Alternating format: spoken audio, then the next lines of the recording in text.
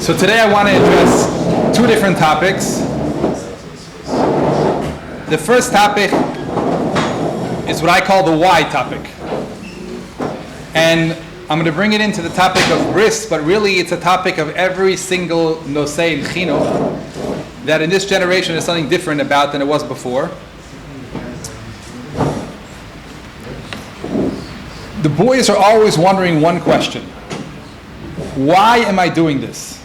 And in other words, in what way is it to my benefit? Hashem told me not to do this. So what? Is it all for him? Or does it make a difference for me? So I put out for you a question. And all the halachas these boys do, all the expectations we have from them, we're trying to teach them. How would you answer this question? Why is it beneficial for me to do this? And I'm going to bring it in the prati so you can see it, an example. If they say to you, why does Hashem care if I motzi zeh levatala? Why should I do it? Why does Hashem care if I have a bunch of girlfriends? He just want me to have fun? Does he care about my pleasure in this world? Or is he only interested in his own agenda? This is the question that is running around all of the children, all of this generation.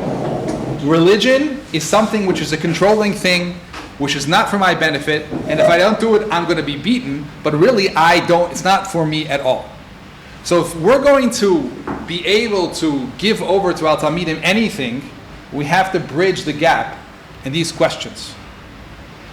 So I challenge the Rabbeim, especially in the topic of bris, to find answers. And a lot of times I spend, when we're teaching Rabbeim, a lot of times answering this question, and I don't think that we should be spending the time doing that today. But I challenge all the Rabbeim here that if your Bachrim want to know why, what's wrong, why do you care if I watch porn? Why do you, it's something for me or for you? Why do you care if I have a girlfriend? And if we don't give them answers that are real, that have a meaning to them, they're not going to listen to you. Does anybody have any questions on that? Yeah. I don't know what you're holding with the whole thing of schar v'einish, but my experience is that it works very well on my boys. Okay, so schar v'einish means, let's just look at it. Schar v'einish means that either I get pain or pleasure. So the reason why I'm going to do this is because you say that... I never say I say. Okay. I never say that. This is what it says. Right, okay. I always tell them I didn't write the book. Okay, you didn't write the book. I didn't write the book. So either they trust the book exists or not, but the conversation is... We're talking about Sfardim over here. Okay. Either they trust the book or not, but what you're going to say is, listen, you're telling me, okay, in your opinion, because everything's an opinion, in your opinion, I'm going to go to hell if I do this, and if I do this, I'm going to have, next lifetime, I'm going to have, pleasure. So with the whole thing of opinion, I never go with that. Whenever they tell me that, that's right, I say it's never my opinion. I say, do you think Chacham Ovadia Yosef is a stupid man? Does it work what you're saying? Always. Okay. I do usually. No, I mean to say there's two topics over here. One topic is you're saying over b'shem, you're speaking b'shem Hashem. Yeah.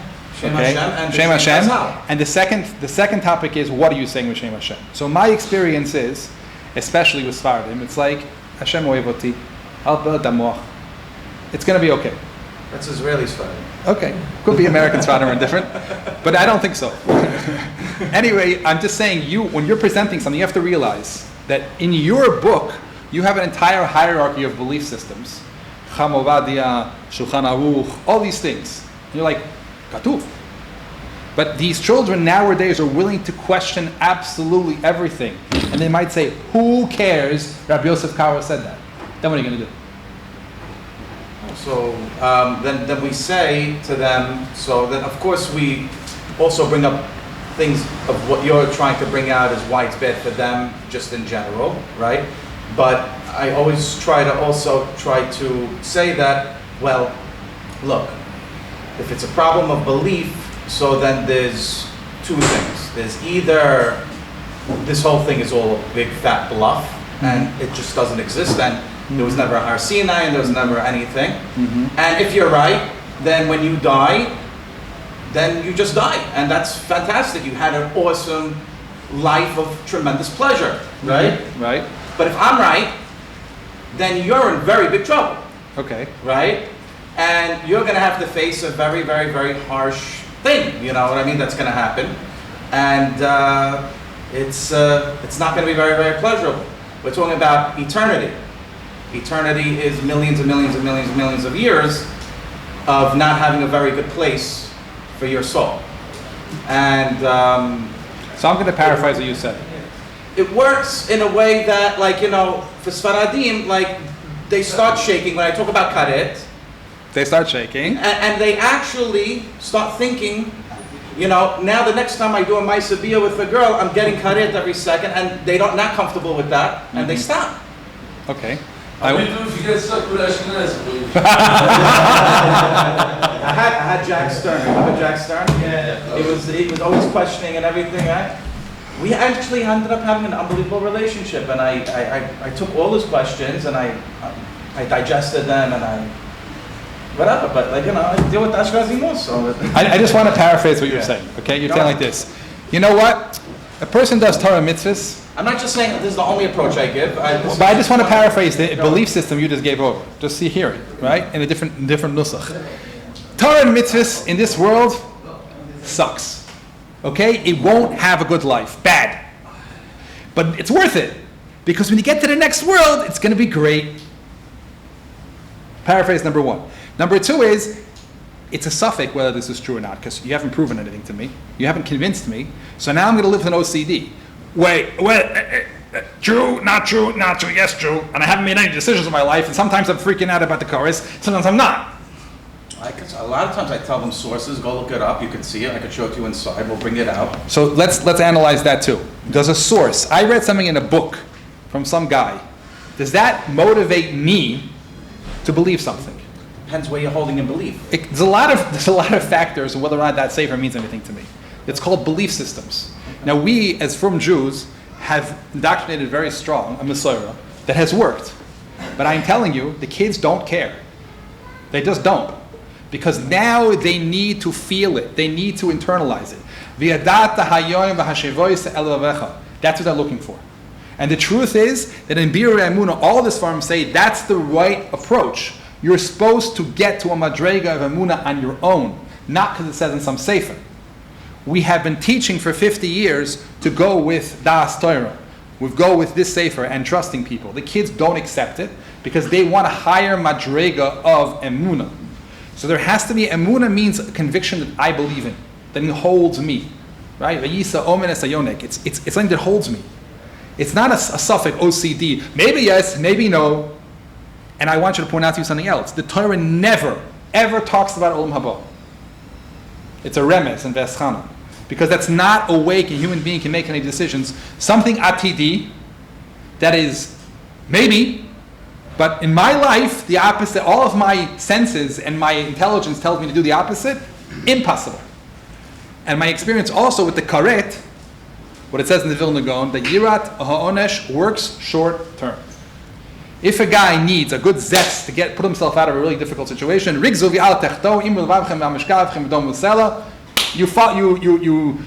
through the whole process and you don't nichshel and chet. But as a mahalach of life, if it's really, you know what? Really, it's the most amazing thing in the world. Really, it'd be lots of fun. But God doesn't like it. He koretoti. You know what's going to happen? He's going to hate God. Tzedek. You took away my good life. What did you do that to me for? We want the boys to love Hashem. We want the boys to love Torah. To love something means that I appreciate it. Wow, this is a gift to me. This is something that makes my life better. And emet la'amito, that's the way it is. All the people who struggle with all kinds of issues of bris, right? They think they're looking for pleasure. Believe me, they talk to me all the time. They're in sorrows. They're in pain. So the emes is Hashem. We have to be able, as teachers, to give it to them. Give them the emes. Let them feel it. Until we have it, they'll never get it. One thing that a lot of my boys thrive on is when I talk, I spoke about Einish, when I talk about the other side, the schar, I explain to them that, and you a kid that's going to actually attempt to try to stop doing this, Do you know what kind of percentile you are amongst all 18-year-olds in this world? Assume there's 30 million 18-year-olds on the planet, right? How many of them are actually trying to do this? How many of them are actually putting their necks on the line, running in the front lines of the war of Hashem to, to battle this, right? You go out to the universities where all the 18-year-olds are, for sure they're not doing that. The opposite, they're trying to look for more of that than they can possibly swallow, right? And then even if you go into the frum, right, go into brisk or into mir, they're not having this battle. And even if they are having this battle, they have no one to talk to, so they're stuck in it. They're having that battle just the same, just hiding. Say that. I don't want to get it. I don't want them to think that though. But That you shouldn't lie to them ever. what? Should never lie to them. No, it's not a lie so much. It's not a lie so much. Complete sheker. It's not a lie so much. It's Sheker muchlat. There are good boys, right? And then there's also boys that are stuck in it also over there, but they have a bigger problem because they don't have anyone to talk to because they can't bring it out, right? So they're not fighting either, right? The question is, why don't we... So who's fighting? It's just you and maybe 10 other guys. Right, the question is, if you go like this, go like that, why don't we just, for us, why don't we just explain to them in the right way, what Hashem wants us to give us, open a message. If there's a way to explain it. I know without Hashem means whatever I said based on I think it's Sukkah, Ever Katanish Ba'adam. You must be all Ed Maribosada. I tell the guy, if you're not going to learn how to control yourself, you're going to be married. Yeah, you're going to have 2 kids and you're going to carry on wasting. Because if you're not going to learn how to be controlled, you're going to be wasting. And I told him. And he'll say, you know what, good, I'll do that. I tell him, does it look normal to you? The guy is married, he has a wife, he has 2 kids. And it's still goes to the bathroom. I mean, if it's a good thing, if he's having a good time, why not? Huh? I'm asking you a question for real. To him, that's the same as Olam Haba. Marriage? That could be also. I'm thinking about that. That could be also. The Yeshiva said You that. have kids and he's still doing it? Maybe. Everybody says. Well, one second. Maybe yes. Entertain the question. This boy says, yeah, it's fun. Shows that he's not a man. And that Fine. means it's So he's not a man. You just called him a name. The control. You just called him a name, insulted his being, and you said to him, he's not a man according to your moral values, which he doesn't have to agree with. So it's mashal ma'adav a Hasidic guy would come to a Litvish guy or a Svadish guy and say, since you don't agree with me about how we should daven, you're not a mensch. No, it means. It's the same thing. It doesn't mean anything. It has power, he has abilities. If you don't know, Hashem gave you abilities, you have it without Hashem. Son, common sense. You want to be a man, you have a wife to use, you have kids. You don't do all this. He'll tell you the wife works for a while, but during Nida, that's what I do. Oh, so that's why I tell the guy, if you learn how to control yourself, even when your wife is in there. You're deciding for him what he should do without explaining it to him, and you're telling him that he'll learn to control himself. He's like, I don't want to learn to control myself. This is a good life for me. Leave me alone. And if he doesn't tell you that, Cheating in his wife. oh, yeah, Yes, he is. okay.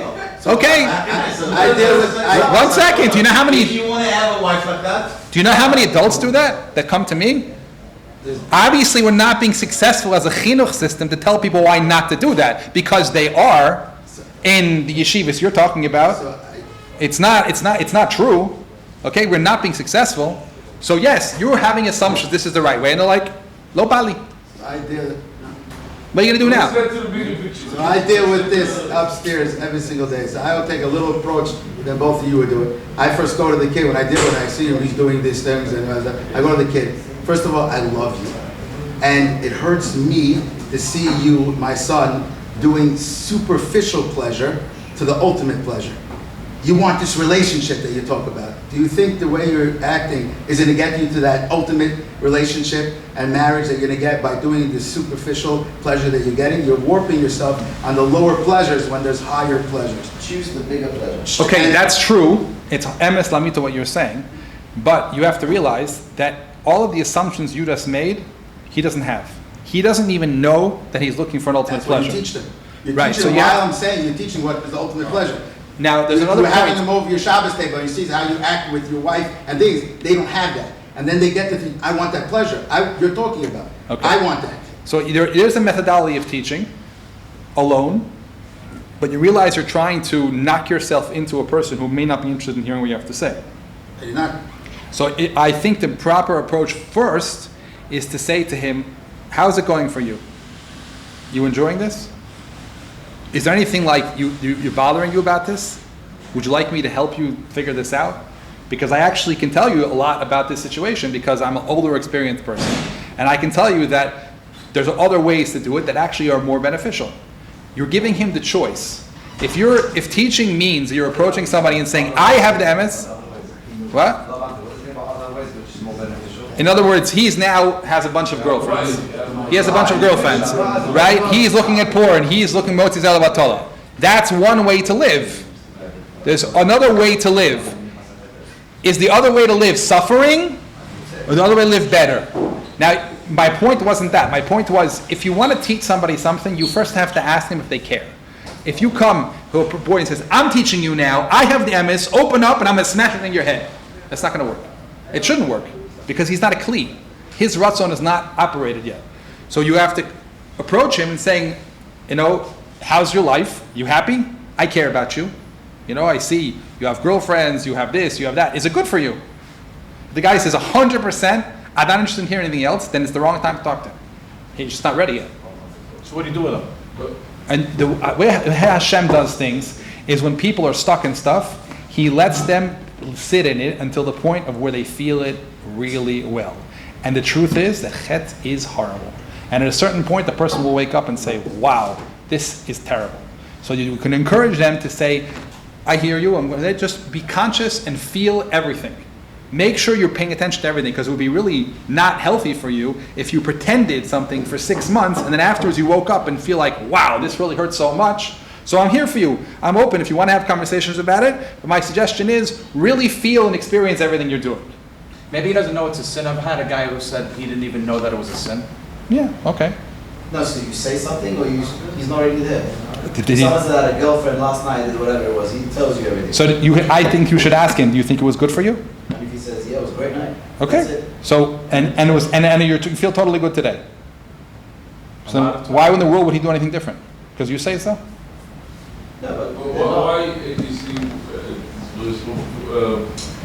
we're focusing on a very, very delicate issue that obviously he's going to have the gears, and it's going to bring up,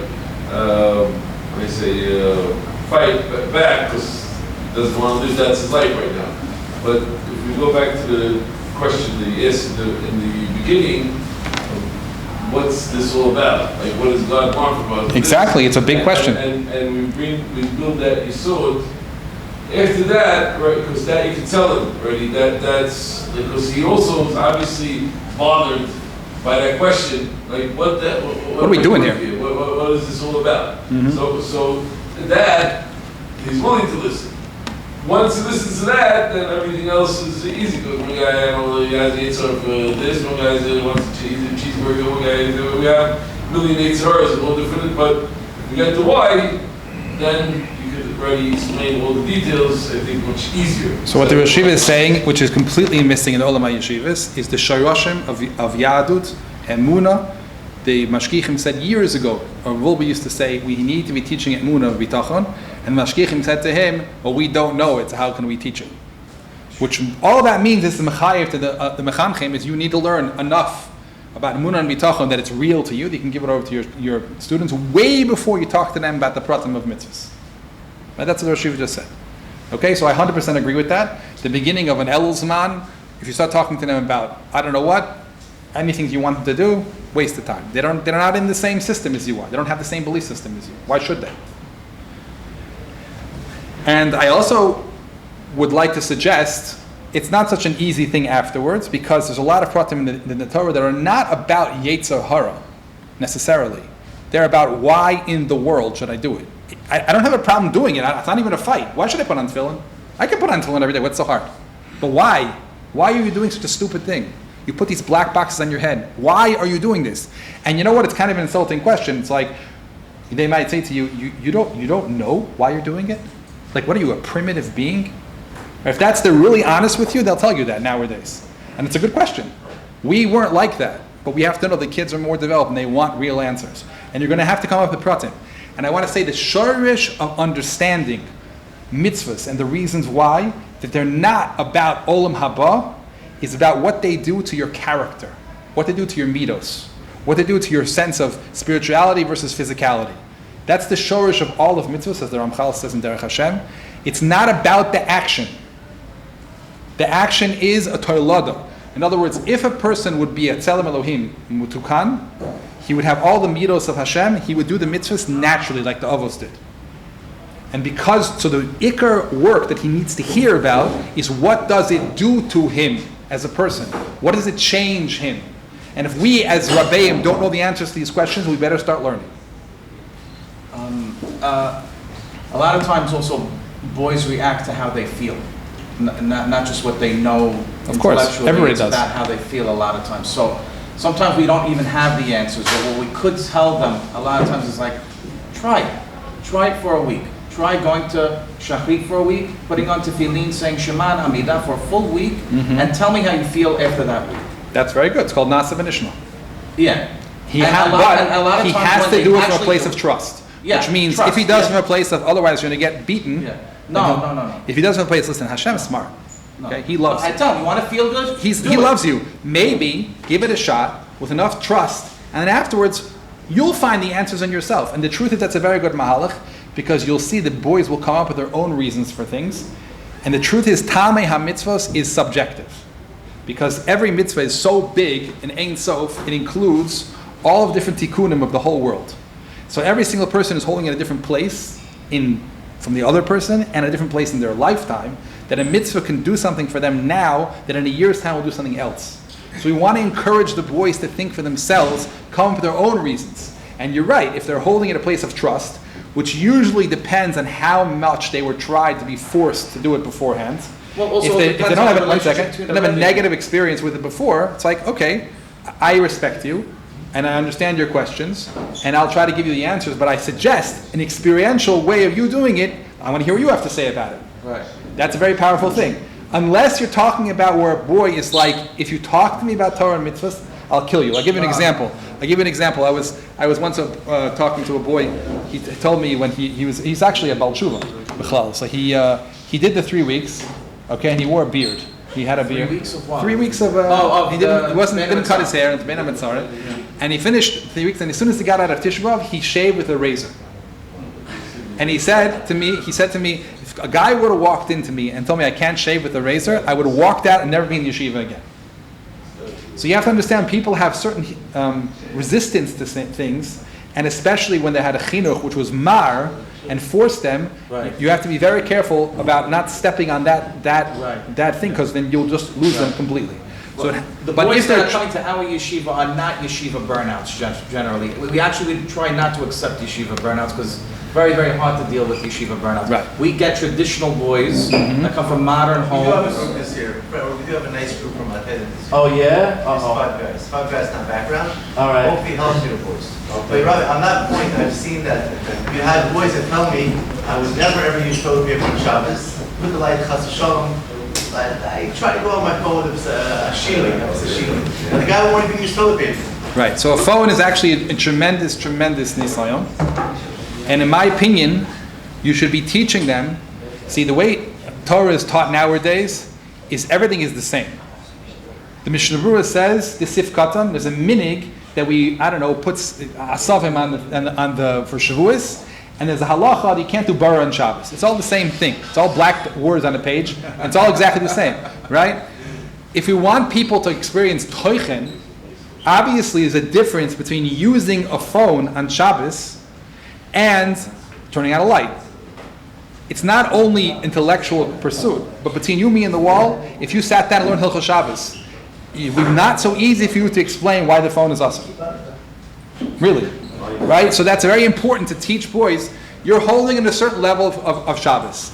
Connect to Shabbos. You want to keep Shabbos, great. If this feels like, for you, not Chilul Shabbos, because obviously not taking toilet paper won't do it. This is like, okay. Then that's fine. Go with that. Because you're holding now, and this is your understanding, you should go with your understanding. And people begin to learn and judge and have understandings of mitzvahs on their own internal compass, and they do them because they want to. Right. And That's that's what we try to the do. whole secret. We want people to be connected to our mitzvahs. Otherwise, I'm telling you in this door, they won't do it. Since the boys nowadays are interested in instant happiness and instant gratification, Yeah. how do we explain to them that if you did this live, then you will be happy, but they're not feeling it right now? Why not? In the meantime, Why not? Why shouldn't a mitzvah, which you're doing right now, have an impact on you right now? Why is that assumption true? It's the same assumption you're making, that a mitzvah is not valuable at all. It's only valuable because you saluted and you're going to get schar olam hazeh, olam haba. Which is chinuk, it's not emes. It's just not true. So you were going to explain to them, if you do this mitzvah right now, you will feel good after you do this mitzvah. You could, depending on if you connect its value. You could have a life full of meaning. And you could have a life of emptiness. It's up to you. Why would he do it then? Why would he do it? There's two reasons why you do anything. Why do you do anything? Don't talk to him. Talk to yourself. Hashem not bringing the yeshiva. This is the will of the Torah. This is the book of instructions. And this is how you should do it. All you just said is rules. I'm asking you why. What motivates you inside to do those rules? I bet when I do this, I feel good about it. Okay, so he has some kind of internal connection to it. No one who's intelligent, and the kids that are now intelligent, do things that have no meaning to them for a long period of time. They just don't. So there has to be some meaning. We of a kehila have created a system of fear, and a large percentage of the frum world does things because otherwise who knows what's going to happen to me, right? And what you see is that doesn't have kiyum, and I'm not talking only about the kids, I'm talking about the adults that come to me. That they don't keep Torah and mitzvahs. And specifically in the topic of bris, even worse. And they think they're bad because there's some rules they're bad, and they said, once I'm bad anyway, let's do anything called davar shabola. So I'm not going to discuss this topic anymore. Why? Because really, whatever I'm going to teach is only a garim. Every single Rebbe over here who wants to teach anything to their Talmidim, kolel, dushas habris, has to have an internal reason that's meaningful to them, an explanation of why Hashem made halachas this way. And until that, it's not worth talking to them because you're not holding by chinuch. You're holding by rules and force.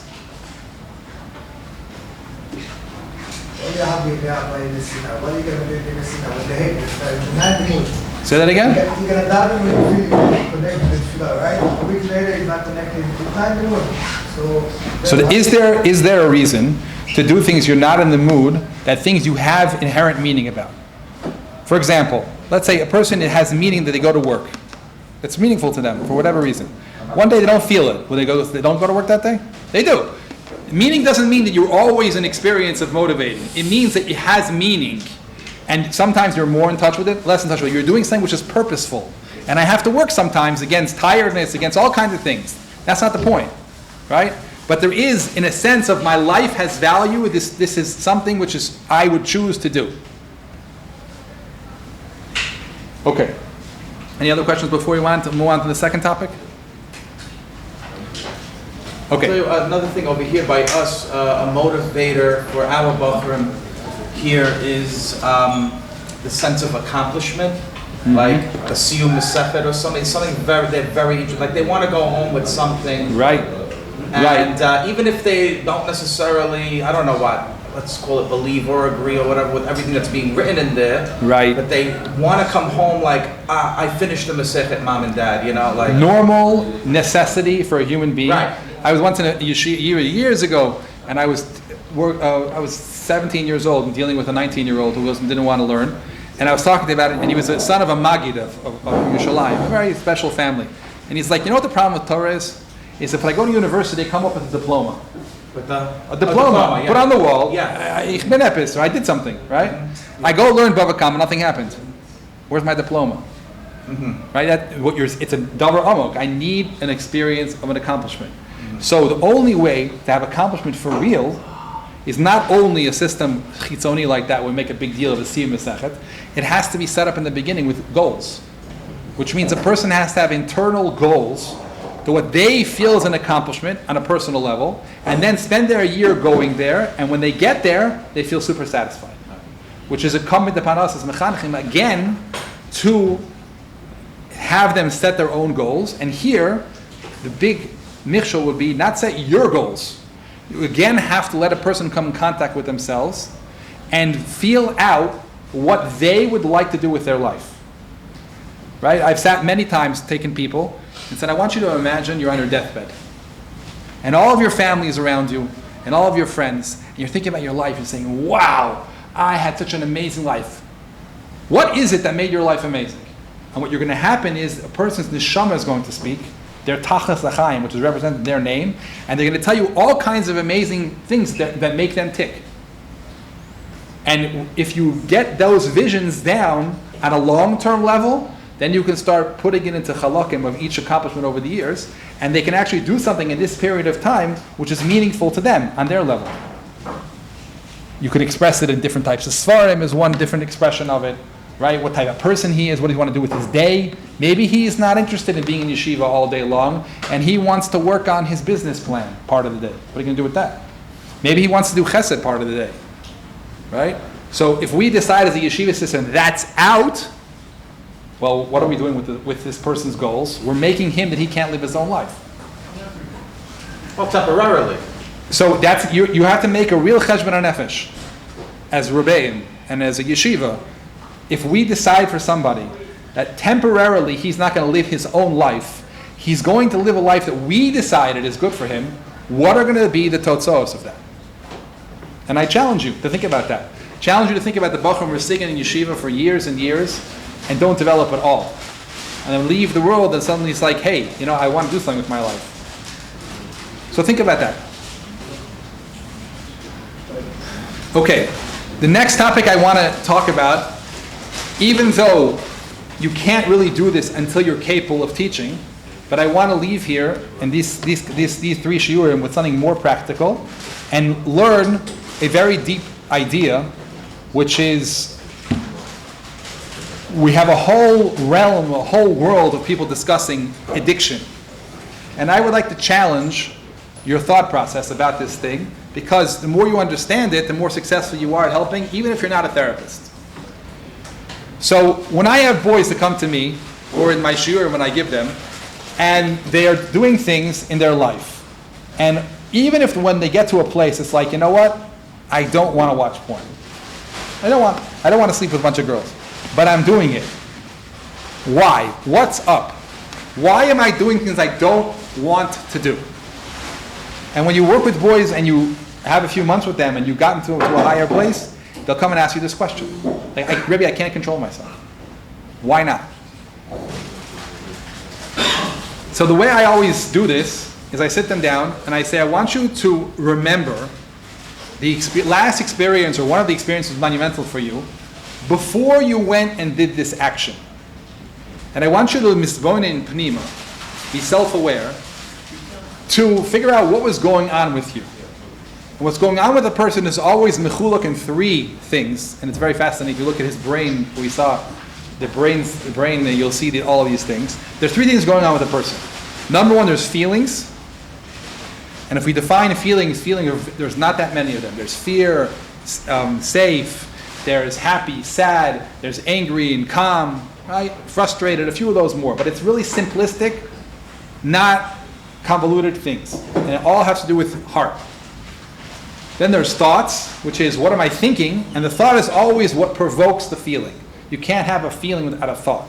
It's like a shadow of a thinking process. And then ultimately what I want to get from them is, what do you want? What were you looking for before you did this action? And what happens is that people start realizing what's going on inside of themselves, things what we call subconscious. The only reason they're subconscious is because we never paid attention to them, right? But they're just there. It's like the way he described that, the brain has to catch up. It's there. You just have to pay attention to it. Okay, so what happens is very, very fascinating. And I'm going to point it out to you, the Rabbi. What do you think is going on with a boy inside of himself that he doesn't want to do these things and doing it anyway?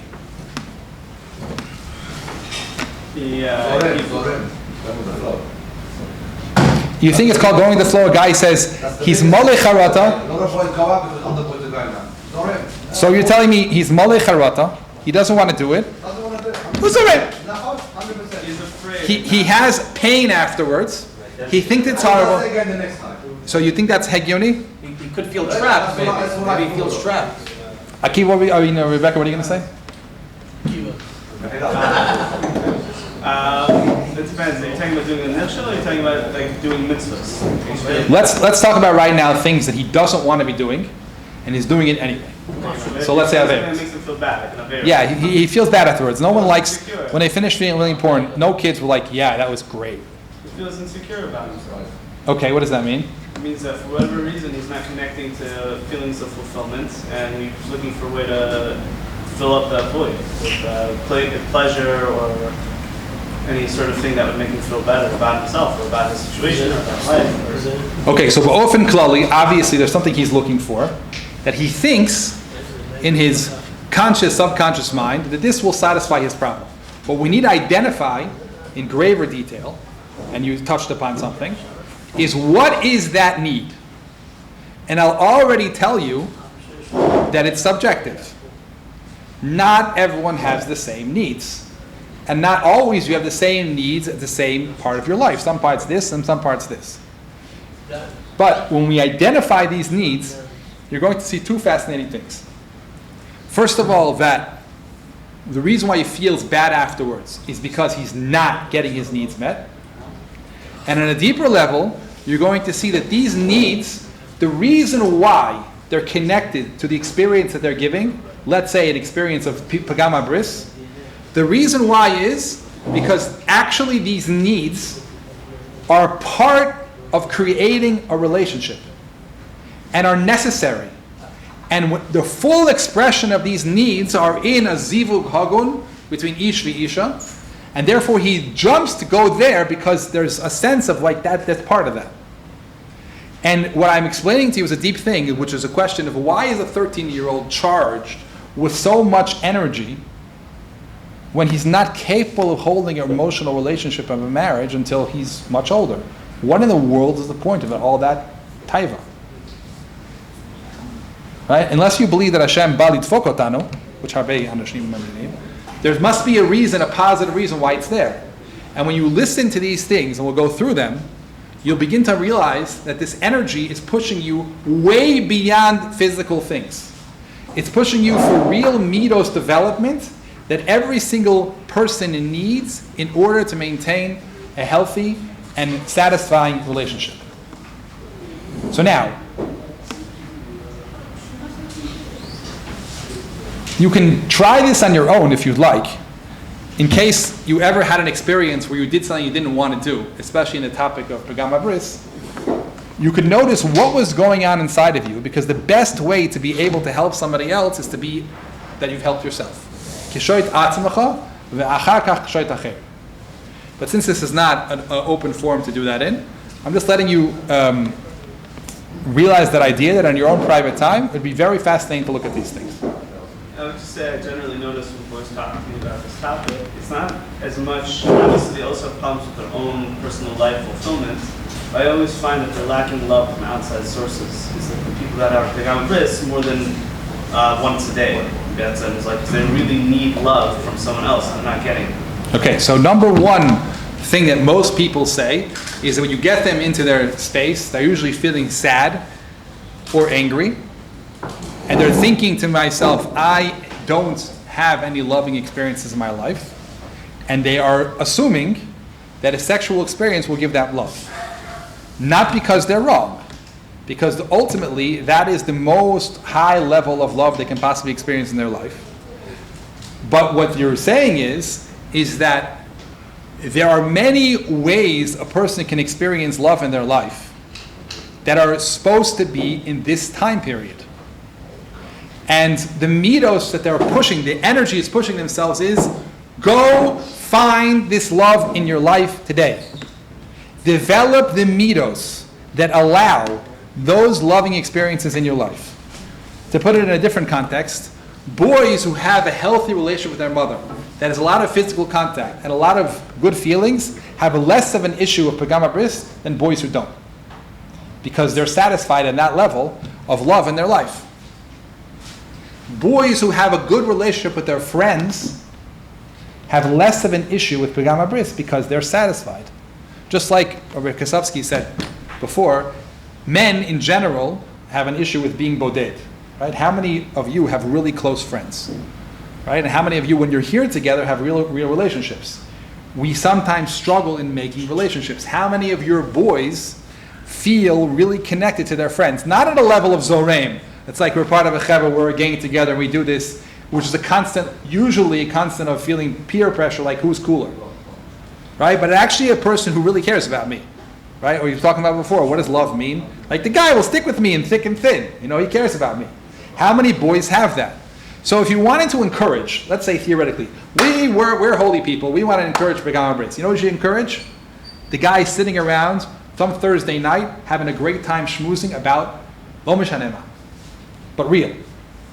Sharing their life together. That will impact their life so strongly. In other words, when you start realizing these things, you stop caring. People do these 40-day fasts and they're like making a whole spiel about, these pogem. Die. It's not the point. Let's actually deal with the problem. And then you stop, every time there's a problem, you're going to see an expression of negativity. Mazal tov.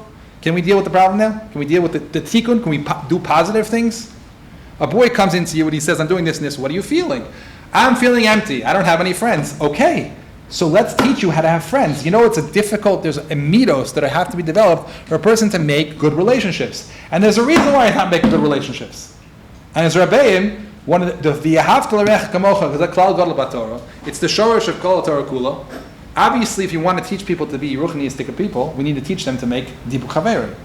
Right? And if we want to put it in context, one of the main things the Baal Shem Tov was putting into the world was people should be able to connect with each other, having a good time with each other. Just normal, healthy, human connection. How many people, when they have that, feel amazing afterwards? And how many people, if you don't have that, what do you feel in your life? So you can't expect anything different from the Bachar. So for us to encourage relationships in the yeshiva with friends that are good relationships, that people are not ridiculing each other and having fun, the fact that they put the other guy down. And they're not just in competition with each other all the time, but actually caring about each other. You're going to change their life in so many ways that you're going to see the totzahs and not even realize what the kasher is. I understand what the Rabbi was saying, just but I want to say, why don't we go back to the big why that we start off with, which will have hashgacha, of course, on everything else, which means what does Benson, what does it want for? You're saying to do love this. No. Let me explain. That's why I set it up in two different things. There's two shlavim always. There's a shlav of chinuch, which means tov v'ra. What's good and what's bad? You have to teach people to identify chayim and mavis. They don't have any clue. That's our job to teach. But you'll find, even if you're successful, and I said that's if. We have to grow and figure out how to do that. Even if you're successful and you have given him over, he has clarity. It's like, this is not good for me, and this is good for me. You will find that people suicide all the time. Because I know it's right, I know it's good, but I can't. And then you have to open it up. So why not? What's missing in your life? Okay, so why don't we start from Shlav Aleph? You have to start Shlav Aleph. That's why I organize the shiurim, that the first thing we have to teach boys is, we have to teach them. Why am I going to this shlav? Because people always complain, it's not practical enough, Rabbi. All you're doing is teaching. What about practicality? And I'm saying, yes, the shlav of teaching, like you're saying, is a huge shlav. And if you skip it, it won't work. But even if you're successful in that shlav, you're going to see that they need something else also. Which means all of the midos that inside are pushing them. And feeling empty, we are supposed to live fulfilled lives. Torah is not about suffering. It's not about mesiras nefesh. It's about the best life you can possibly live. And if you let a person become self-aware, and now that he has his morals and values, he has them because you taught him, and then you let him self-aware, what is he looking for that will allow him to do those morals and values, then you made him a successful person, a ruchniistic person.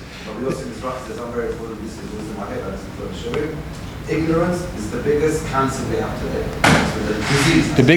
That's the first topic. Yes, there needs to be a topic of chinuch, but even if you teach people, you can have from personal experience. You never had something which was completely borrowed to you, you totally wanted and you didn't do it. Never had that happen to you before? What's going on? That skill to teach people to be able to identify the things that they need in order to be satisfied, and therefore actually keep their morals and values, is imperative. It's not the first shlav, because if they are happy with doing what they're doing, then they won't care. I'm happy. This is great. I'm satisfying my needs. I like physical experiences. I like having pleasure. It's great. So you first have to teach them, like you said, ultimate pleasure. What are we doing here for? That's number one. It could take you 3-4 months in this month. But at a certain point, he's going to be like, Rabbi, I got it. It's amazing, but I can't do it. Now help me. That's going to happen. In any topic you're talking about, by the way, it's not a Pagam HaBris is one example, but it's happening in anything. Because the avodas hamidos we have to develop is about the living in this world in a fulfilled way. And human beings need things that are part of the development that go beyond the actions you're talking about. And they need to be able to understand what's up with me and how do I get it. And it's not so complicated. It's not, you don't have to go to a therapist, you don't have to go to a psychologist, it's just a question of being self-aware. Maybe you have to go to a therapist to work on why you don't have the ability to connect to people. Like if you realize, you know what, all of my relationships are superficial. Like what's up with me? Maybe there's some kind of childhood trauma you have to deal with. That's a possibility. But the first thing to even know what's up with me, the fact that I'm looking for connection, and I'm looking for every time I meet my friends, I'm in pain, right? That's a very, very important meat that we need to give them. Any questions so far before I go on to... But you say that because the social skills are so weak today because they don't have to face anybody, everything's too old. That's why there's more problems of... You're talking about a physical expression, but the truth is that people don't have a belief in love. They don't believe it's possible. They don't believe people will do it. They don't believe they deserve it. And so the phone is an expression of that. But you really have to have a deeper going inside the kishka. It's like, well, you know what? There's no way in the world, if my friends actually saw me, and didn't see me on TikTok pretending, or didn't see me acting like I'm a sugar in the head, but actually see me like, who I really am, they would hate me. How many of us pretend to be something that we really are not, because that's what we got to do, otherwise we're going to be hated. Right? To believe in the fact that someone could look at me and say to me, you're an awesome guy. I really like you for who you are. Like, when was the last time we had that experience? So if we don't believe it exists, they won't.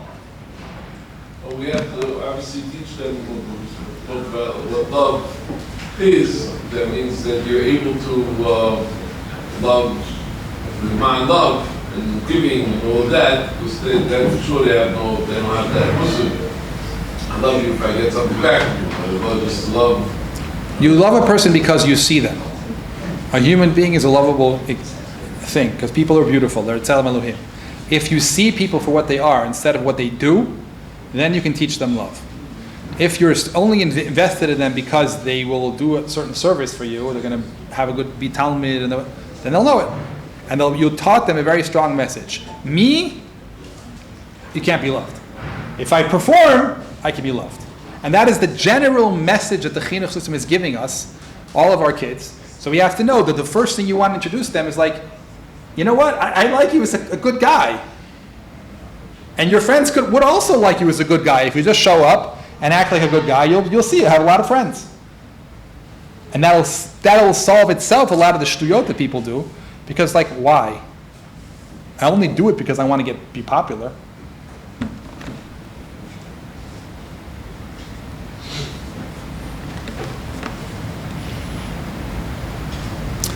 A second thing the boys always talk about, which was what you mentioned also, is that they feel no value. They feel like they didn't have anything. I'm not anything in this world. What did I do? Who cares if I exist or don't exist? If I would die, nothing would change in the world. The point of accomplishment, the point of I'm doing things with my life that are meaningful. And therefore they always gravitate to the local girl. Why is that? Because the place that a person feels the most accomplishment in this universe is when they are successful at mimikayim diksuba in a real way to their wife, and their wife says, honest way, you're awesome. You take care of me, you love me, you're a protector, you're strong, you're sensitive. So all of us are actually gravitating to be healthy in relationships, good in relationships, and to feel accomplishment about that. Yes, it's also true that they need goals.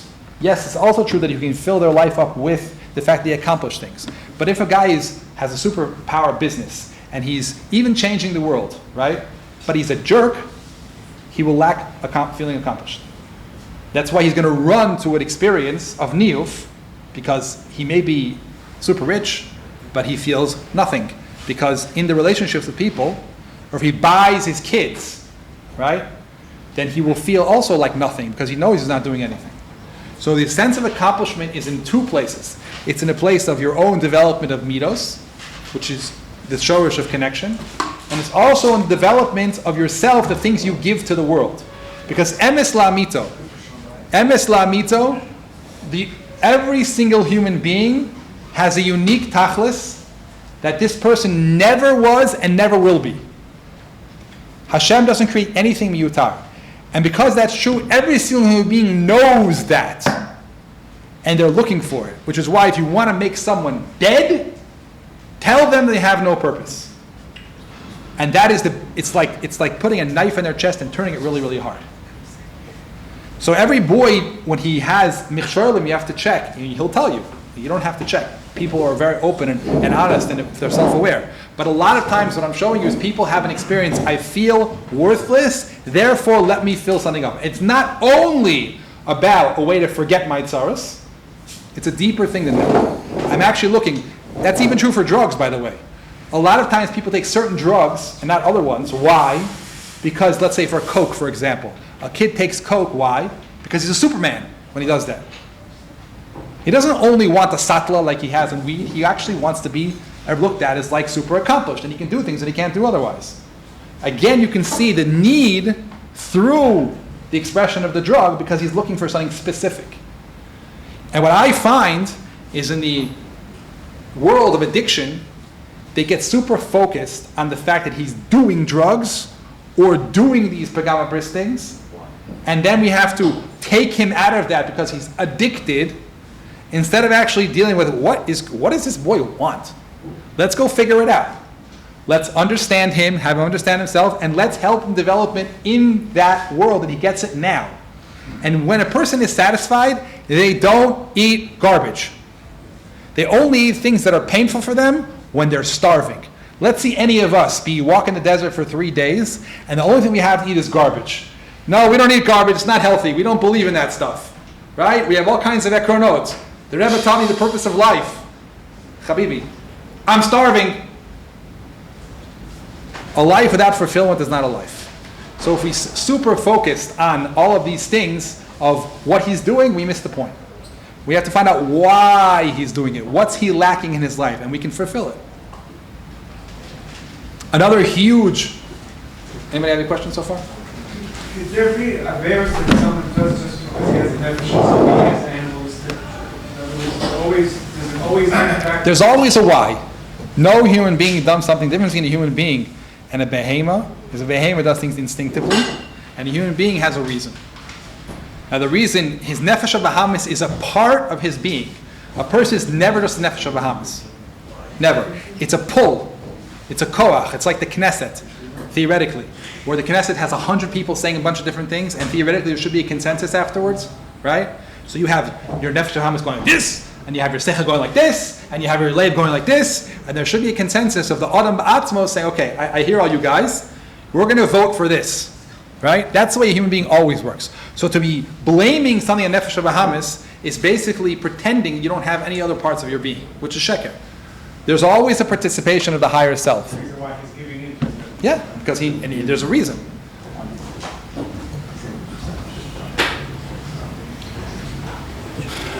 Another thing that people often complain about is they feel a need for pleasure. I need to experience, my life is really not fun, and I want to have a nice life. So this is a pleasurable thing. And we as from Jews, mostly Ashkenazim, but also Sephardim, have this thing about anti-pleasure, very Christian idea. Pleasure, olam hazeh, moisres, what are you longing after pleasure? And that's a very, very superficial, messed up idea. Because you have to remember, HaKadosh Baruch Hu created the whole world for pleasure. The whole tachas world is sanag al Hashem lehenes v'ziv shchinasa. The derech of that is through making a relationship called dvekus and earning it through amelus. So a person wants a relationship and they want value through their own bechira, But the ultimate goal is pleasure. Which means if a person doesn't have constant experiences of pleasure in their life, they're going to basically say, Lama li chaim? What am I doing here? And the Kadosh Baruch Hu was extremely loving, and He made the world full of pleasure. Every single, you guys are eating these foods. You enjoy them? Are you supposed to enjoy them? How come you're not eating stale, whatever, pieces of bread? Kemach. What does it say in Pas Melech Tochel, Mayim Meshua Tishta? How come you're not doing all that? Let's see you last for a week like that. Every single person needs pleasure in their life. You know why? Because you won't feel Hashem's love. Because the definition of love means that the other person cares about your 5 senses. He cares about where you're at. He cares about the fact that you want to have a good life. And a good life means you have pleasure. So Hashem created the world for many experiences for us to say to Him, Toda la'el. Like the Yushalmi says, we're going to have a din on every single pri we didn't eat. Because He wanted to have a loving experience with you, and you're sitting here saying, being a perish. Now every person intuitively knows these things, but our modern society has done a very good job at divorcing ourselves from most of the pleasures that are normal. Like, you guys ate breakfast this morning, I assume. How long did it take you? Did you like stuff it in your mouth and run out of the house because you're late for the shiur? How often does that happen? Or you could have an experience of like sitting down like a mensch, like wow, making the food really nice, like the women do. They put all this energy in making the food beautiful. It's tov le'inayim, and it has a certain taste. And you have an experience. We have an experience of Tzveikus Hashem. You say a bracha beforehand and a bracha afterwards, and your life is enriched. And you walk down the street and you hear the birds, and you see the sun, and you see the trees, right? And you have the nice comfortable places where you're sitting down in these chairs, right? And you have nice air conditioning. There's lots of experiences where you can feel fulfilled and happy. But we're so busy, we never experience anything. So then it comes down to a certain point where the guy's mitputzit. I need to feel some experience of pleasure. So he goes to something extreme, whether it's weed or whether it's whatever, some pagama bris thing. And he's like, wow, okay, I'm alive. Thank you. Okay. And then he goes and he spends the rest of his life being empty, right? And he does it again. So if we want to encourage people to have a good life, they should encourage people to have a good life. There's many experiences in life that we can have that if we pay attention to them and fill our life with them, we can feel really awesome. And our boys need to learn that. And the omic of this is that the sharish of tikkun habris is the relationship with yourself. The same way you need to love somebody else, and someone needs to love you, you need to love yourself. What is the expression of loving yourself? Paying attention to your simple needs, like it is in everything else. I'm hungry, I'm tired, I need some fun in my life, I need a vacation, I need to have chill time. All these things mean you're naaman to yourself. You have a bris with yourself. The Ramchal writes that the proper relationship between neshama and guf, not the proper, the most best expressed relationship is like the relationship of ish and isha. The lower relationship is like a man with a behema, and he's in charge of the behema, and he whacks the behema and he tells the behema what to do. It's not a loving, he doesn't love his horse. But a person who's in a higher madrega loves their body. Like Hillel, when he went to take a bath, he was doing chesed, he was here, this body is uncomfortable, I want to make it comfortable. Those midos of commitment to yourself and loving yourself, you teach a boy, like you were talking about sleep. You know, how does it feel when you wake up in the morning like, and you feel so sucky and you want to live that type of life? You can actually have a great life. A little bit, paying attention to, like you said, discipline, you can feel really great in the morning. You want me to help you develop those midos? A life full of pleasure. And that really works. If a person is devoid of pleasure, they're going to look it in the worst places. Does that bring to a person where it's kind of and I care about my first, it's about me first, let me take my shower, let me take my this, then I'll look what you need, but this becomes Enochi. V'yahavta l'reyacha kamocha. The shirish of loving someone else is avas atzma. If you don't know how to love yourself, you will never be successful in loving somebody else. Can't. Because the hekesh, you can be moiser nefesh to somebody else, but you won't actually love them. It's performance. The mice, in this world, the mice, if you take care of yourself before you take care of other people, you're never going to get there. I don't agree. I think the whole, for example, let's say talk about a marriage. The shorish of marriage, basar echad. Yichud is by definition two ritzonos equally wanting something. You have to be equally alive in your relationship in order for the other person to be happy. And the proof is that the other person is unhappy when you're unhappy. So therefore you're not doing anybody a toiva. It should be always equally beneficial for both parties. In any relationship that there is, it makes no difference. And if we're moiser nefesh and kill ourselves for other people, it doesn't have kiyum, and at a certain point, you'll find out the person will be ultimately selfish. Because the way midos work, like the pendulum, if you pull something into an extreme, you're creating the energy to be the other extreme. If I have myself not in mind, and the only other person is the other person in mind, I'm creating equal midos that only I should be in mind, the other person doesn't exist. Just a question of which point you look at it from. There's either two or one. If there's one, then we just switch sides. Who's the one? According to Yisrael, we have to like a Kosh Baruch Hu, so Kosh Baruch Hu doesn't have any personal inyan that we should do things, and it's all about us, in order that we should... So let's look at the Torah if you're right. We said Parshas Tami this morning.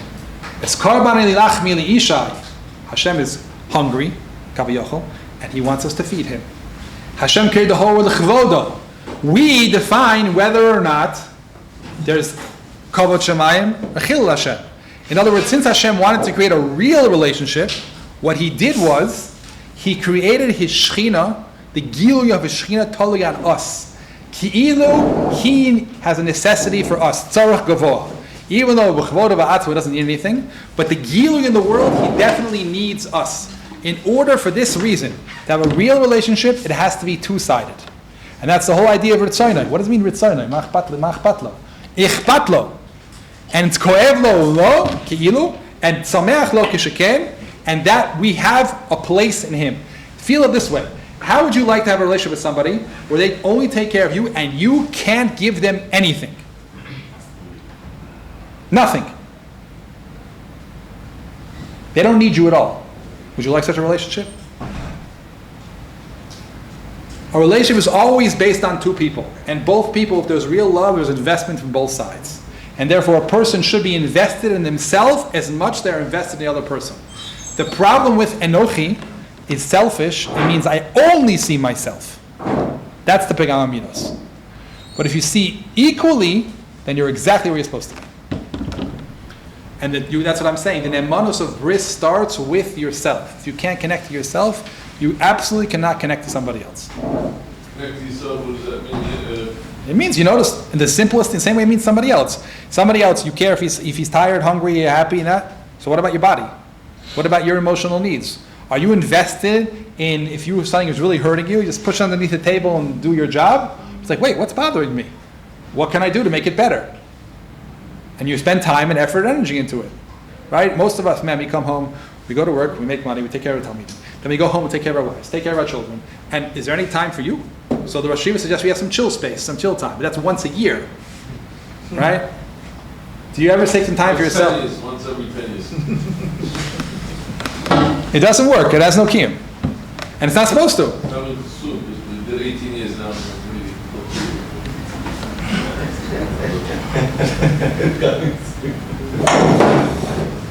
So if you teach a boy this concept, what you're teaching him is responsibility for himself. And the key to happiness is taking that responsibility, finding what's wrong with your life, finding what's good with your life, and fulfilling it. So, in summary, are we saying that the reason why you're feeling this is because you're feeling empty, you feel like you're lacking a relationship, you feel like you don't have self-worth, and if you would hang out more with your friends, and you would make deep, meaningful relationships with your friends, you would have that. Is that what we're trying to push them to do? Yes, but you have to realize something. You set an agenda that was klali. You have to realize it's subjective. You don't want to put things in his mouth, ever. So you want him to become self-aware, and he will tell you.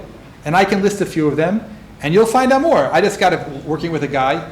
He decided porn is not for him. He doesn't want it. He had 3 days not watching porn. Then he fell for a week. He's like, what's going on with me? What's going on with me? And I was watching. I'm not even saying anything to him. Okay. And he's sitting there processing. He says, you know what I really need?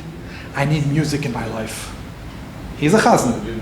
And he needs the experience of music. Okay. I would have no idea about that.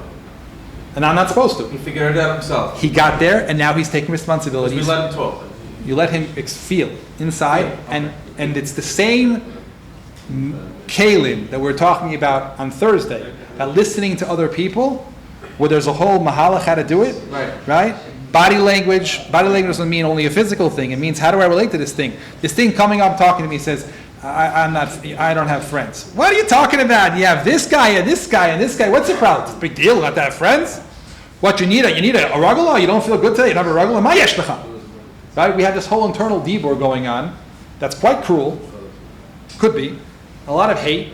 And therefore the part of ourselves which is supposed to speak will never talk. So the ability to listen and actually be in touch with my needs, give it respect. And respect comes from the assumption that every single shorish of your need is from your tzelem Elohim. And it's part of you becoming a mini version of Hashem.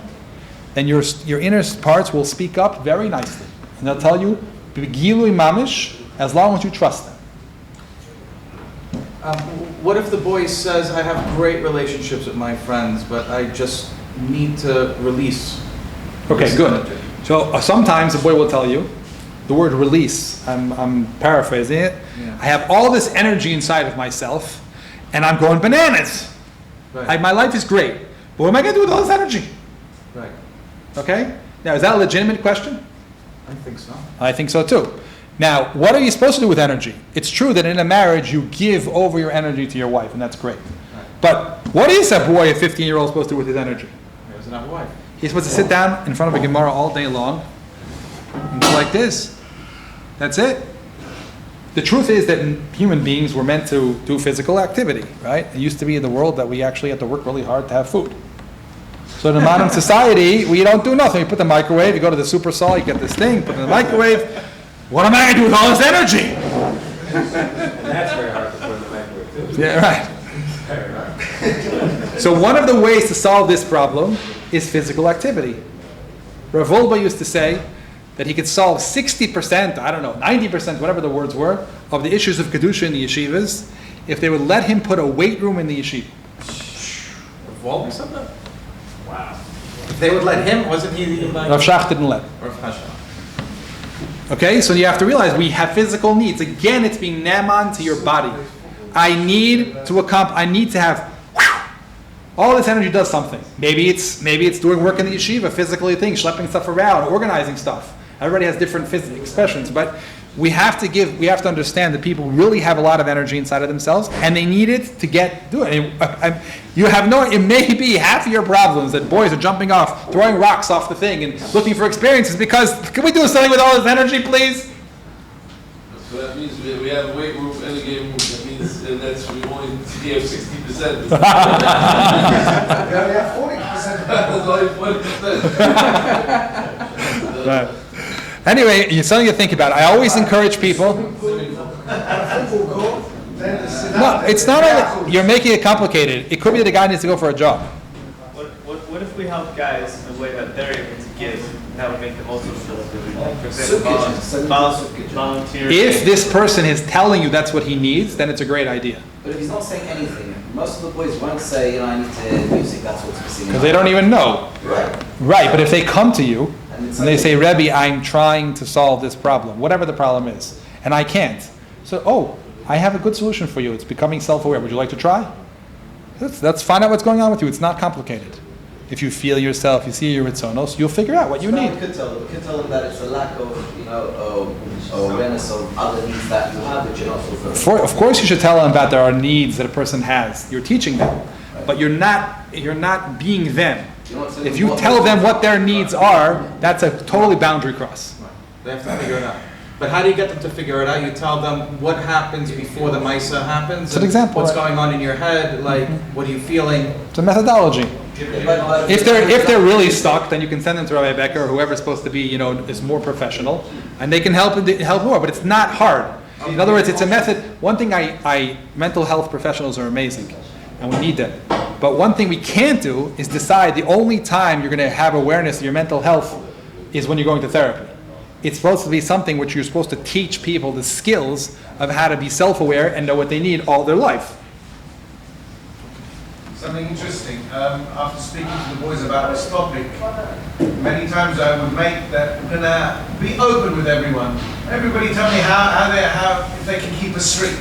So once a week I would say, "Well, how are you doing?" Because I'm on 7 days. The other guy would say, "I did good, but and you'll be surprised how many of them said to me, because of what you said, that they're going around and asking, I held myself back. And some of them got out of it as a result.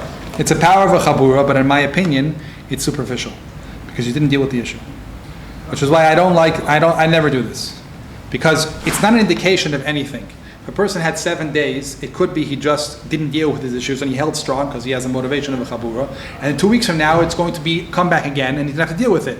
And it could be that a person is an entire process and every single day he's being nichshel, but he's becoming more self-aware, growing, and eventually he'll get out of it in a real shleimus away. So I personally don't care about how many times this, that. I care about what did he learn. What's his growth? But there is a tremendous toelis that here's the first time in the guy's life where he actually learned how to say no to himself. Maybe it was superficial. Okay. But he actually did it. He That's said a value. no. That's a And value. Maybe never did that before in his That's life. a value. I'm not saying it's not a value. 100%. You can get that value from getting there from the real place, though. So why do you need it today? What do you mean? I don't understand. He's saying Get there from learning about the issues that he has within himself, and then get to the same place of making the right decision. So he can also have that valuable. You're right. It could be, but what he's saying is you go in small steps. So the fact that I was able to just actually decide something and get there, that's a pretty awesome feeling. So what do you advise? In what? What do you advise? You advise going for the quicker. Depends what the boy's holding, what he's ready for. There's no such thing as advice. You have to be sensitive to the person in front of you and discuss it with them and see what they want to do, and then you can decide. So there's a Muslim guy, he thinks it's impossible. It's not like a guy, if he stops smoking for 1 day, he's going to jump on the roof. You won't jump on the roof. See? How do you feel? Okay, I can hear. Sometimes they can't even hear. So you got a guy to, wake up the Shabbos. I'm dying, Rabbi, I can't. The rabbi is saying is that he needs to, a little bit in himself, need to want it first. To stop. Right, first. But also showing the person that is so shakua on that type of, so shakua on whatever it is. You know what? You didn't die. How do you feel? It was hard. This brings him down to the world where instead of that, before it's Muslim, maybe it's impossible. So if you tell the guy, the Shabbos, do one Shabbos. He was like, hard, I can't. This is one Shabbos, see what he sees the guy from Shabbos. He feels okay. One's okay. I know it's going to be next Shabbos, but point is already. Right. It's very important. It's very important. Right. Sit in the place. Can you listen for 15 minutes? Right. Can you listen for 15 minutes? Right. Okay. And how was it? Still alive. Check the pulse. So then you already broke through a little bit. But you're already assuming that the Rebbe is going to talk to him and have him understand what he just did. He learned something about himself. Wow, look what you just did. Yeah, you made a decision and you were able to stand by it. Wow, so you're a powerful person. Because a lot of like you're saying, a lot of people don't even believe that they have any power over themselves. They feel like they're just schlepped along. And if you expose them to if you do 1 minute of control, it's like, whoa, interesting. But it always depends on the siyach between the rabbeim and the talmidim. You have to help them be aware of what's going on in themselves and be with their process. There's one thing, Rabbi, before we move on to whatever it is, but we didn't discuss at all. There's a major issue in our yeshiva with impulsiveness, ADD, not being able to sit for a very long time. Like if you get the guy for like 15 minutes, it's like a miracle. It's like, wow, you got like a whole conversation going on. And we have a very, very hard time getting to sit and listen and to, give over these ideas. Okay, so there's an assumption in your words, which is an international assumption, that there's something sick and wrong about a person who can't sit. Sick and wrong. Disorder. I think it's a disorder, yeah. Okay. So I remember this personally, and it's very relevant to my life in ways, but I took my son, when he was very young, to a person named Dr. Duer in Bnei Brak. Dr.? Duer. Duer? He's the top guy. Okay. So he did my son Ivchun for 2.5 hours Ivchun. He sits down with me and says, want me to tell you what the problem with your son is? I'll tell you. There's two types of people in the world. There's Anshe Iyun and Anshe Maaseh. There's doers and thinkers. He says, your son is a doer. And Rahmanas on him, the role of the Olam is thinkers. And therefore they made him sick.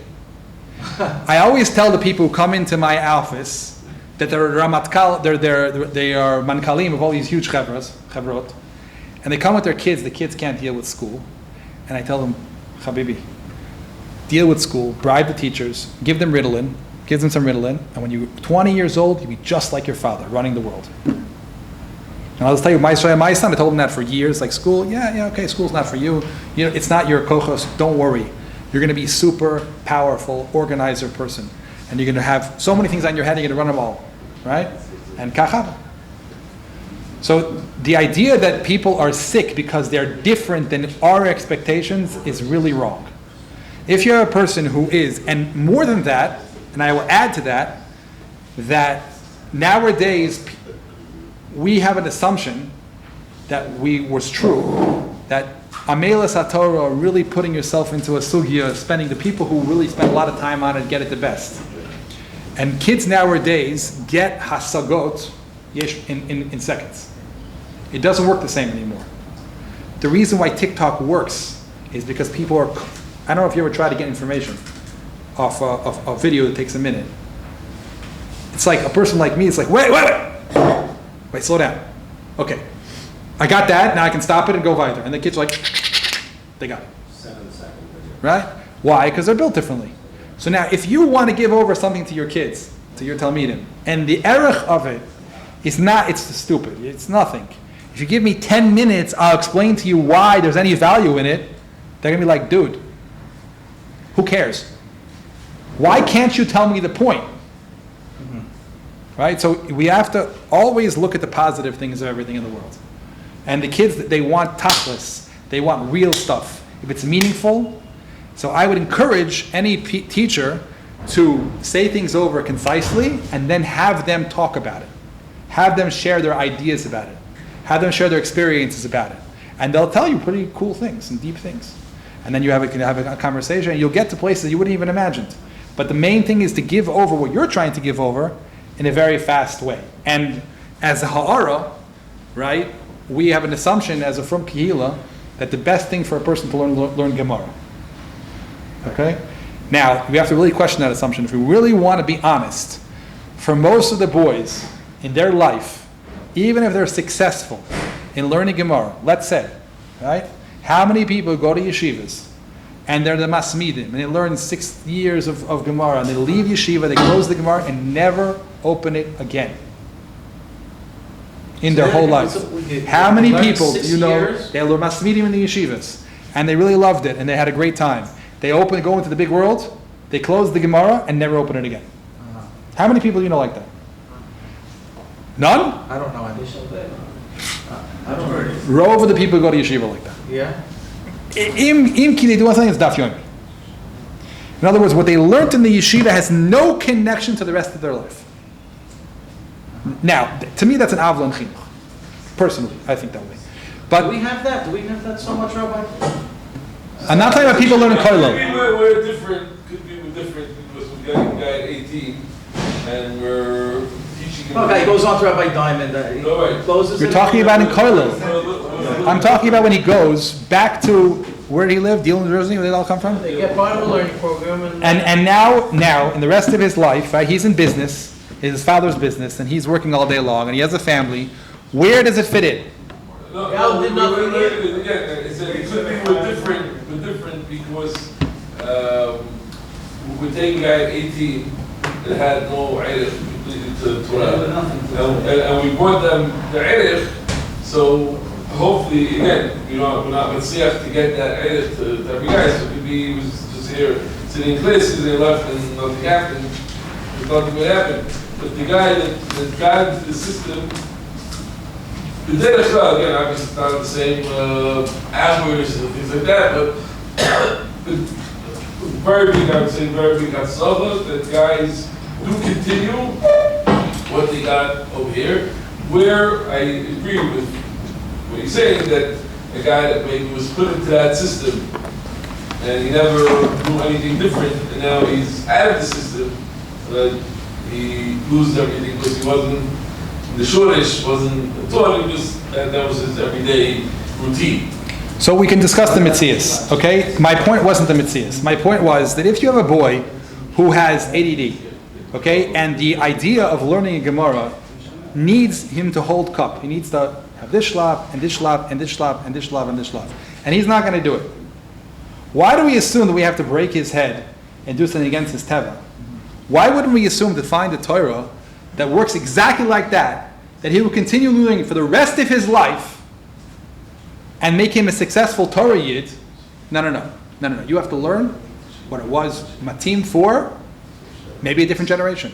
We have to really question, if you want to be honest, we have to really question what is the Torah that this Dor needs. Really question. And I will tell you that it says mafurish in the Svarim that the main thing people need in the Dor of Geula is Pnimius HaTorah, which means not Gavoya, it means my insides. The panim of what's going on with me, my connection to mitzvos. Why is it meaningful to me? What's the point of everything? All the things we've been talking about until now. Those are the things that most people are looking for. And you have to question. I wouldn't say the Gemara doesn't enhance that. It does. Right? But if you don't give them that and we force them into a system, especially when their nefesh is crying out to us and saying, Zitz is not for me, you have to question your integrity as a mechanech. Why am I doing this to this boy? But I'm sorry to contradict it a little bit, but I could say that I was that boy, and there's a lot of rebbeim over here that were that boy also, that Bechlal could never see themselves at 21, 22, 23 sitting and learning 3 Siddharim, ever, right? And when I was in high school, Rabbi Lignano could testify, like I was even maybe anti, right? But my rebbeim gave me a very, very, very good chinuch. That Torah is fantastic, and I became that person that can sit. Of course. Because I felt that this is really, really, really good. So you're telling me the problem you had was you didn't see erech in it, right, and then you were given erech in it. Correct. Now I'm asking you something else. A boy who is built that way, he's been that way his entire life. Built also that way. I'm saying I hated Torah. Forget about Torah. Could you learn things you liked? Could you? Yes. Okay. But there's a boy who doesn't have that ability. The way he learns is practical knowledge, like this, for his whole life. Okay. Right? And a lot of the boys are built that way now. Right. Now we're going to tell this boy, no. If we give you the erech of Torah, your entire way of processing the universe will now change. Really? You had an opportunity to read erech yourself. Yeah. No, but that's what saying. But I was paskened on as a, what do they call a not special needs, but what do they call it? Learning disabled, right? Learning disabled person. This and that. Blah, blah, blah. I myself did not want to live with that handicap. That the psychologist said I'm a learning disabled person. So I killed myself and sat with dictionaries and sat with svarim and everything just to break out of it. Baruch Hashem. So the definition of learning disabled means he learns slower than the norm of the society. That's what it means. Okay. Or he has blocks in his learn that he has to overcome. Yeah. That's what it means. Therefore what? Right. Therefore what? You done it because they made you bad, so then you had to overcome being bad. The name they gave you, that's why you done that. What made you? No, I just wanted to be like everyone else. They set you up, they embarrassed you, I don't want to be that person. What made you go that way? Okay, so now we have to close it up because we know in 5 minutes we have another amazing class. I just want to say this is dvarim amukim, deep things that will take, you can spend your whole life thinking about. And the more you develop your own self in these topics, the more you can give it over to Talmidim. We need to discuss 4. Yeah, there's a lot of things I didn't discuss. Okay, thank you very much. It's been amazing.